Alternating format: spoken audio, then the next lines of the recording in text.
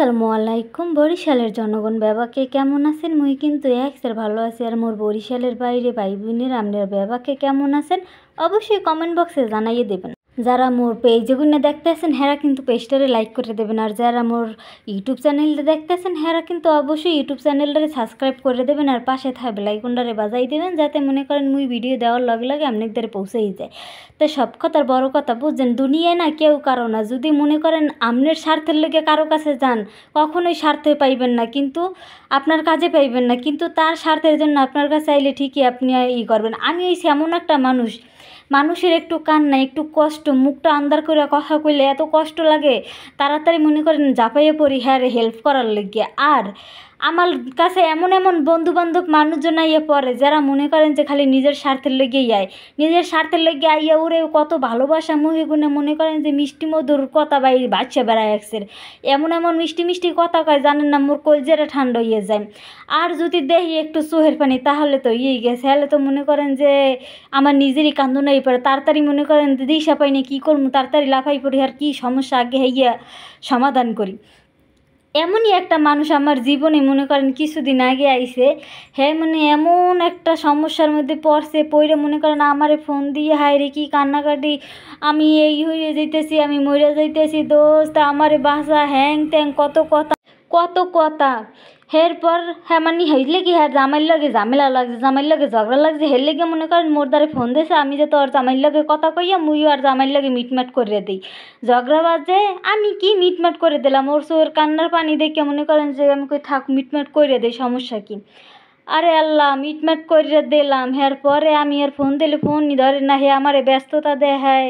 এরপর মনে করেন আরও কত কিছু। যাক, একটা মানুষ যেহেতু আমার ব্যস্ততা দেখাইতেই আছে, ঠিক আছে আমি আর হ্যারে বিরক্ত করবো না, আমি আস্তে ফোন দেওয়া বন্ধ করিয়া দিছি। মনে করেন কম হইলে 5 থেকে 6 দিন আমি ডেলি 2 থেকে 3 বার করে হ্যারে কল দিছি, কিন্তু কি দেই হ্যাঁ আমার কল রিসিভ করে না, আবার কি করে ফোন কাটতে দেয়। মানে হে আমার এতটা ইগনোর করতেছে আর ব্যস্ততা দেখাইতেছে। আমি ভাবলাম যাক হে মনে হয় বিপদ কাটতে গেছে, লিগে এখন আর আমার দরকার নেই, ঠিক আছে আমারও দরকার নেই। আমি আবার একটা মানুষের দ্বারা 1 দিন 2 দিন 3 দিন যাবো, 4 দিনের দিন আর যাবো না। তা হ্যাঁ এরপর মনে করেন যে সব কিছু মিলতা লই গেছে, হ্যাঁ আর ফোন দেয় না, আমি আর হ্যার ফোন টোন দেই না, আর হ্যার ফোন মনে করেন যে আমার দ্বারা আর আয়ও না, ঠিক আছে বুঝলাম। হঠাৎ করে আবার মনে করেন যে দেখি 2 মাস পর হঠাৎ করে আবার আমারে কল দিছে, দিয়ে কইতেছে দোস্ত মোর জামাই লাগে আবার ঝগড়া লাগছে, মোর জামাই এইটা করে ওইটা করে। মোর জামাই আর এক বেডির দ্বারে যায়, আমার জামাই আরেক বেডির দ্বারে যাইয়ে ঘুমায়, আমার দেখতে পারে না, সারাদিন মারে ঝগড়া করে, মানে কত কথা।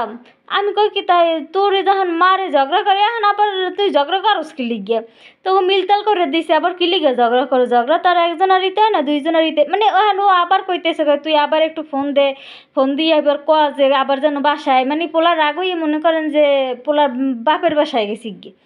হেই এরপর মোরে কয় তুই দোস্ত একটুখানি হেল্প কর, তুই আবার একটু ফোন দিয়ে ক, তুই বুঝি টুঝি কইলে হলে আবার আইবে। পরে আমি কই ভাই তুই মোরে মাফ কর, আমি আর পারবো না, বুঝো না আমি মানুষের হেল্প করা অনেক আগে থেকেই বন্ধ করে দিছি। কারো বিপদে ঝাঁপাইয়ে পড়বো, পরে বিপদ শেষ হয়ে গেলে আমারে চিনবো না, আমি এমন কোনো বন্ধু বান্ধব চাই না, আর এমন হেল্প আমি আর করতে চাই না। সো দ্বিতীয়বার তুই আমারে আর ফোন দিসবি না, এর লেগে তোর যদি ভালো লাগে তুই কল দিস, কিন্তু আমার এই মিলেই দিয়াও হেপার ঝগড়াটা মিটিয়ে দাও এর লেগে কোনো সময় আর ফোন টোন দিবি না।